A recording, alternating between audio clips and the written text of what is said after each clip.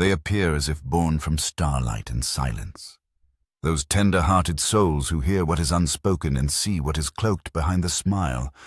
The empaths, those ancient listeners, do not live merely on the surface of things.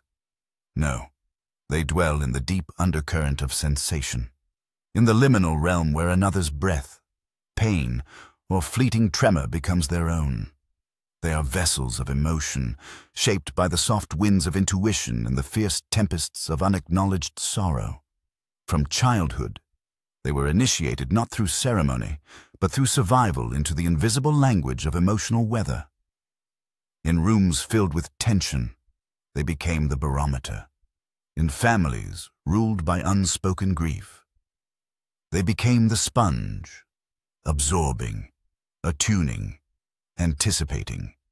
Yet in this exquisite sensitivity lies a sacred wound, a psychic fracture hidden beneath the grace of giving. Before we begin, take a moment to like and subscribe. The more you engage and stay with the content, the more YouTube shares these timeless insights with others. By doing so, you're not only helping this channel grow, but also spreading Carl Jung's transformative wisdom to those seeking meaning and inner truth. Let's dive into the depth of the psyche together. The empath's heart, so open, becomes a chalice filled not only with their own essence, but with that of everyone they've encountered. And slowly, like a violin string wound too tightly, they begin to fray. Their own song, once vibrant and melodic, fades beneath the chorus of others' longings. It is not that they are weak, it is that they are profoundly permeable, like dreamers walking through rain with no umbrella, uncertain which tears belong to the sky and which to themselves. Here lies the paradox in their purity. They forget the sacred necessity of impurity. In their tenderness, they forget that the soul is not whole until it has danced with its demons.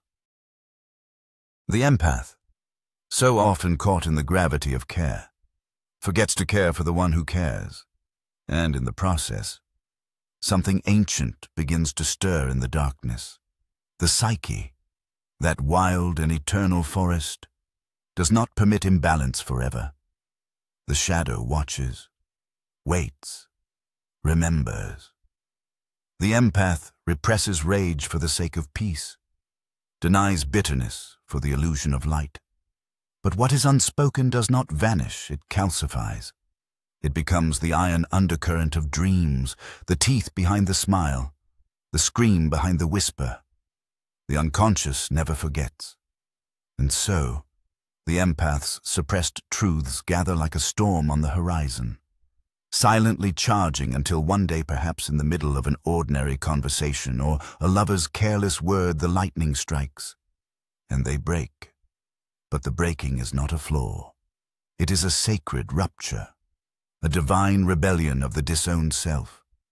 In the mythic language of the soul, this is not failure, it is initiation, a call from the underworld to reclaim all that was abandoned for love. You see, many empaths were trained by conditional love, by parents who offered warmth when they performed, and withdrawal when they didn't. They learned early that love was something earned through suppression, that to be safe, they must be pleasing, that to be seen, they must disappear.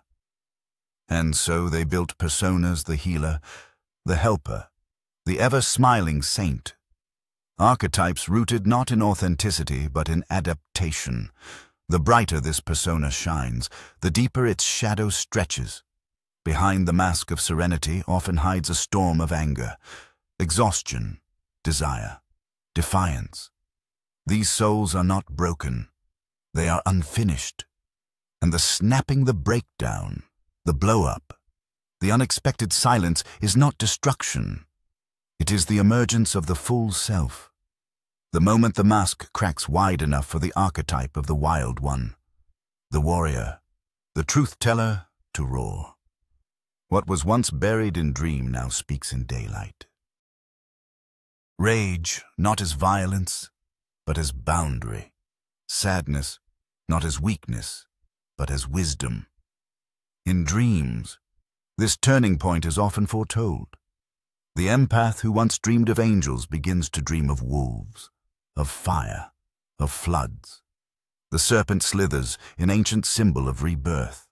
The dream ego may run, or kill, or devour, and the waking soul, frightened by their own inner vastness, may wonder, am I still good? But this question is the gateway. To ask not whether one is good, but whether one is whole. The soul seeks not perfection, it seeks integration, the inner marriage of opposites, the alchemy of light and shadow, mother and beast, lover and destroyer. Jung spoke of this dance. Marion Woodman go of it. Clarissa Estes dreamt it into story. It is the moment the empath no longer seeks to be only light, but dares to hold the dark in their cupped palms and whisper, "You too are mine." And the work does not end in the eruption. No, it begins there. The fire must be tended, not just lit. The reclaiming of the shadow is not a reckless indulgence, it is an initiation into choice. To know one is capable of harm and to choose love. That is true power, to feel the heat of rage and to speak one's truth without cruelty. That is true integrity. The empath learns not to suppress, but to channel, not to absorb, but to discern, not to collapse, but to stand. And in this standing, a new archetype emerges, not the martyr, but the sovereign, the one who gives not from compulsion, but from clarity, the one who knows that boundaries are not walls, but altars, that anger is not evil, but a drumbeat calling us home, that to be whole, one must include the discarded, the feared, the forgotten. This is not a path of ease, it is a path of depth, and it is holy. So if you have snapped, dear empath, if you have screamed when you thought you never would, if your dreams have turned wild and your soul feels raw, do not retreat. Do not apologize for your becoming. You are not breaking down. You are breaking open. Let the shadow sit beside you. Let it speak. Let it teach you the names of your buried selves. And one day, when someone asks how you became so radiant, so fierce, so clear, you will not say, "I was always this way." You will say, "I was shattered, and I gathered each shard until I saw the face of God within my own." Now, dear soul traveler, if these words have touched the mirror within you, I invite you to leave behind a number in the sacred comments below, a number that symbolizes your stage of becoming. Choose not with your mind, but with your intuition. Is it 7 for the seeker who walks the labyrinth of truth? Is it 9, the symbol of completion and the sacred return? Is it 13? The number feared by the world, but beloved by the witch, the mystic, the wounded healer. Let it be a cipher, a breadcrumb on the forest path, a signal to the unconscious that you are listening. Let it be your way of saying, "I see the shadow, and I do not turn away." The numbers become our incantations, our soul signatures across time, whispering to others who wander this path. You are not alone. We are dreaming each other awake. Now breathe deep. You have entered the sacred, and there is no going back. The archetype of the wounded healer becomes relevant. Shylong, pierced and immortal, taught others what he could not yet heal in himself. The empath, too, becomes a true healer. Not through perfection, but through embodiment. Not by staying in the light, but by descending into their own underworld and emerging with treasure inside. Resilience, clarity. When they stop running from their shadow, they begin to understand others, not just as victims or abusers, but as whole beings with complex psyches just like themselves. The empaths who have not met their shadow cannot truly protect themselves. They will forever be prey to energy vampires, narcissists and users, because their own psyche forbids them from recognizing cruelty in others. It is too resonant with the denied parts of themselves. But once they have looked into the mirror of the unconscious and said, "I, too, am capable of harm," they gain discernment, not judgment, but vision. They no longer confuse unconditional love with self-destruction. They begin to say no, not out of fear, but out of sacred respect. And this, paradoxically, is when they become most magnetic. The world senses the difference. The healed empath walks with a quiet gravity. They do not chase. They do not fawn. They do not absorb indiscriminately. Their boundaries are not walls of fear, but gates of wisdom. They know who they are, and more importantly, who they are not. They have become the very force they once feared. Not a monster, but a whole human. And wholeness is the most sacred power of all. In analytical psychology, we speak often of individuation, the journey of becoming oneself. For the empath, this journey is fraught with the temptation to over-identify with the archetype of the savior. But individuation is not sainthood. It is the union of opposites within. The true empath does not seek to save others as a way of avoiding their own pain. They enter the darkness consciously, find the lost fragments of their soul, and emerge not as angels, but as humans, fully alive. Let me pause here, not as a conclusion, but as a breath before we descend even deeper into the psychic architecture that makes this transformation possible. The empath who begins the descent into shadow enters terrain that is unfamiliar, if frightening, because for so long they have been oriented toward the other. Their consciousness has been structured outwardly to feel what others feel, to heal what others cannot, to hold what others have dropped, but now the mirror turns inward. They begin to realize that beneath the noble urge to help lies an unconscious strategy to avoid the horror of their own unmet needs, their own ancient grief, their own abandoned child. You must understand, the empath's gift is not a random trait.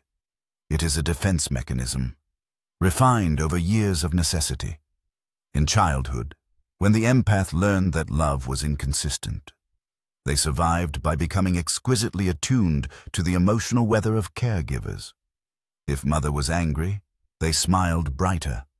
If father was distant, they became softer. If pain was present, they tried to fix it, not out of altruism, but because their nervous system could not bear the storm. So they became the calm. But the cost was immense. They learned to intuit others before they ever learned to locate themselves. Now, years later, they may sit across from someone who says, "I love you," and feel nothing but panic, not because they are unlovable, but because their system associates closeness with collapse. They may give endlessly in relationships, yet feel perpetually unseen. They may act out the matter, yet seize in private with bitterness they dare not name. The unconscious knows, it always knows, and it will not permit a lie to persist forever.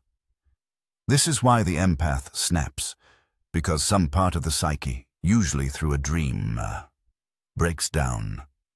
A confrontation will say, "No more." Jung often spoke of enantiodromia, the tendency of things to turn into their opposites if they are repressed or pushed too far. Light becomes dark, submission becomes rage, compassion becomes cruelty. The empath becomes what they feared. Someone who walks away, someone who says no, someone who chooses themselves. And this reversal, though terrifying to the ego, is sacred to the soul. For it is not cruelty to say no to exploitation. It is not abandonment to choose one's peace. But for the empath, whose early wiring equated love with self-erasure, such acts feel like violence. That is a tragic irony. They believe they are harming others the moment they begin to protect themselves. This false belief must die in dreams. This often appears symbolically as the devouring mother or the trickster father, two archetypal figures that hold power over the dreamer's sense of worth. The empath may dream of being chased, suffocated, or trapped. They may cry in the dream, not out of fear, but out of grief for the realization that they were never truly loved for who they were, only for the role they played. This is a devastating truth. But from that devastation arises the possibility of self-love not based on performance, but on being. To snap is not to break permanently, it is to break free. But freedom, like all things of value, requires sacrifice. The empath must sacrifice their attachment to being seen as good. They must let go of the identity that has won them approval, but costs them authenticity. They must face the terrifying prospect of being misunderstood. This, I tell you, is one of the most painful initiations to no longer be the angel in someone else's story, to become instead the villain in their eyes, so you can be the savior of your own soul. And here we arrive at the mystery. The snapping is not an end. It is a metamorphosis. The empath becomes the shadow, but only temporarily, and only so they can learn its language. Like Inanna descending into the underworld, they must remove the garments of persona at each gate, the garment of selflessness, the garment of niceness, the garment of spiritual superiority, until finally they stand naked before the judge of their own unconscious. And then, and only then, does the true integration begin. The shadow, you see, it is not evil. It is exile power. It is repressed instinct. It is unclaimed truth. It holds the fire of boundaries, the roar of survival, the grit of resilience. When the empath finally turns toward it, not to banish it, but to befriend it, they discover an energy they have never known, the ability to act from within, rather than react from without. They are no longer at the mercy of others' emotions. They are sovereign. This new sovereignty is not loud. It is not brash. It does not announce itself with declarations. It lives in the body. The empath, once constantly flooded by others, begins to feel the edges of their own being. They notice when they are being drained. They no longer spiritualize abuse. They stop justifying mistreatment as a lesson. They realize that compassion without discernment is self-betrayal. And slowly, they begin to say the most powerful word. No. No. I will not absorb your chaos today. No. I will not silence myself to keep the peace. No. I will not conflate empathy with permission. And as they say no to others, they begin saying yes to themselves. Yes to rest, yes to space, yes to anger, not as an enemy, but as a messenger. Anger properly integrated is sacred. It is the guardian at the gate of the soul. It says, something is not right, and the healed empath listens. Now let us look at this process through the archetype of the alchemist. The empath is the prima materia, raw, sensitive, unformed. The snapping is the negredo, the blackening, the dissolution of the false self. The confrontation with shadow is the albedo, the purification, and the integration. The return to self with both light and dark embraced is the rubedo, the reddening, the completion of the great work. The empath becomes not less of themselves, but more, not a softer version of their former self, but a stronger version of their truest self. They become the one who can sit with another's pain without losing themselves. They become the one who can offer love with boundaries, not conditions. They become the one who can feel deeply without being consumed. And most of all, they become the one who no longer fears their own power. This is the great secret. The empath, who feared becoming the shadow, becomes it only to discover it was never evil. It was simply unloved. And once that part is loved, not indulged, but integrated, The empath is no longer a fragmented being. They are whole. And wholeness is not sainthood. It is truth. It is humanity. It is divinity incarnate. There is a peculiar kind of silence that follows the snapping. Not the silence of withdrawal or numbness, but a sacred stillness, a pause in the soul where all the warring parts sit in council. The empath, newly aware of the territory within, no longer rushes to rescue or to explain. They begin instead to listen to the voices that had once been cast into exile. The voice of the child who was never allowed to cry. The voice of the adolescent who was shamed for their anger. The voice of the adult who always felt too much but was told to be quiet. This council of inner voices does not exist merely as metaphor. It is a living theater within the unconscious, populated by subpersonalities, autonomous complexes that once split from the central self in order to survive. When we ignore these voices, they act out through projection. We see the tyrant in our lover. We see the victim in ourselves. We reenact the same patterns under different names, endlessly seeking to resolve what has never been truly faced. But when the empath turns inward with courage, a miracle occurs. They stop blaming others. They stop blaming themselves. They begin to see, this pain did not begin with this person. It began long before I am reacting not only to the present moment, but to a chain of moments. An ancestral echo, a psychic inheritance that stretches back through generations. This is where the work deepens into the transpersonal. For many empaths are not only carrying their own suffering, they are carriers of collective wounds. This is why their compassion runs so deep. It is not merely personal. It is archetypal. They are attuned to the collective unconscious, that vast ocean of shared symbols, traumas and desires that unite us all. And within this ocean swim the ancient patterns, the archetypes that shape the soul. The orphan, the rescuer, the witch, the warrior, the mother, the exile. The empaths must stop being possessed by these archetypes. They must move from being the rescuer to being the self, the one who contains all roles but is bound by none. This is not an act of ego inflation, but of sacred grounding. The rescuer says, I must heal you to be worthy. The self says, I am whole even when you are not. This shift is everything. It is the breaking of the spell. It is the return of the empath to their own body, their own choices, their own sovereignty. In dreams, this moment often appears as a sacred union. The dreamer marrying a stranger, merging with a mystical animal, or lighting a candle in a dark cathedral. These are not random images. They are messages from the deep psyche that integration is underway. The light has entered the shadow. The opposites are speaking. The once fragmented self is beginning to cohere.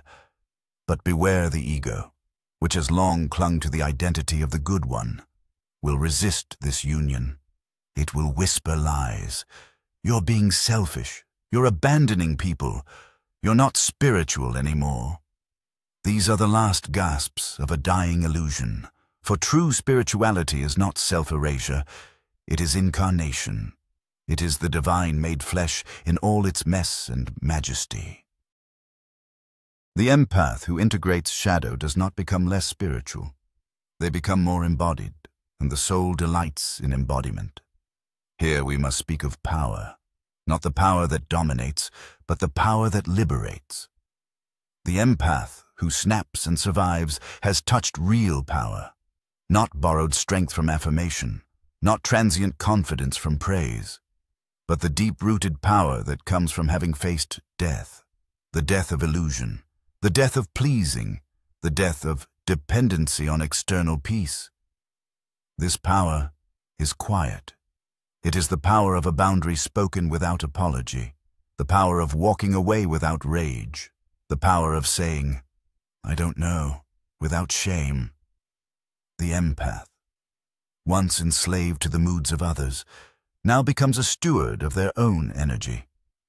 And this shift changes everything. Relationships recalibrate. Some fall away, or theirs deepen. The empath no longer attracts takers because the frequency of their being has changed. They now emit self-respect, and the unconscious of others responds accordingly. And yes, some will not understand. Some will say, "You've changed." And they are right. The empath has changed form from sponge to flame, from mirror to compass. They no longer reflect others back to themselves, but instead radiate a scented presence that invites but does not chase. It is here that the empath truly becomes a mystic, not because they speak of angels or energy, but because they have walked through the valley of their own dismemberment and emerged more whole. They have died to who they were told to be and remembered who they are. And this remembrance, this gnosis, is not found in books. It is born through descent, through confrontation, through fire. To become the shadows is not to lose oneself. It is to reclaim the parts that were deemed unacceptable and thus exiled. It is to re-inhabit the full spectrum of being. The empath, once afraid of their own rage, now channels it as sacred activism. Once afraid of their own desire, now honors it as divine compass. Once afraid of solitude, now relishes the company of their own soul. And so they no longer give to be loved. They give because love overflows. They no longer heal to be safe. They heal because they have become safety. They no longer feel to rescue. They feel because feeling is life. This, I tell you, is what it means to be free. Not to be numb, but to be sovereign. Not to be perfect, but to be whole and in wholeness. The empath does not reject the world. They re-enter it, transformed. When the empath re-enters the world, transformed, it is not with fanfare. It is with a steady gait, an unshakable presence, a softness that is no longer fragile, but forged. They return not as the rescuer, nor the martyr, nor the wounded healer cloaked in false light. They return as the sovereign mystic, the one who has danced with both demons and angels and chosen to no longer exile either. They wear their shadow, not as a secret, but as a second skin stitched together with truth. And now they can find the love, not with desperation, not with hunger, but with clarity, because the one who has befriended their shadow no longer projects it onto others. They do not fall in love with potential. They do not mistake intensity for intimacy. They do not confuse trauma bonds with twin flames. They see, they discern, they recognize the soul behind the mask, and they recognize when the soul is still wearing too many masks to meet them in truth. The empath who has snapped and survived now walks with the archetype of the crone, the wise one, not in years, but in initiation. This being has felt too much, lost too much, betrayed themselves too many times to take illusion at face value. They do not need the world to be comfortable. They need the world to be real, and so they become dangerous, not in violence, but in vision. For nothing can be hidden from one who has seen themselves naked in the mirror of the soul. This new empath, the integrated one, is no longer the sponge absorbing every vibration that floats their way. They are the tuning fork. They set the tone. They become the source of coherence in a room, not by controlling, but by anchoring their nervous system. Once hypervigilant, becomes a sanctuary. Their voice, once hesitant, becomes a channel of clarity. Their boundaries, once patched together in fear, become expressions of divine design. They are no longer moved by pity. Pity sees people as broken. They are moved by presence. Presence sees people as whole, even when they have forgotten it. And this is the greatest gift the healed empath gives. Not fixing, not rescuing, not absorbing, but witnessing. They become sacred mirrors, not sponges. They reflect truth, not pain. And in their presence, Others remember who they are. But this work is not linear. There are seasons. There are regressions. There are days when the old patterns whisper seductively.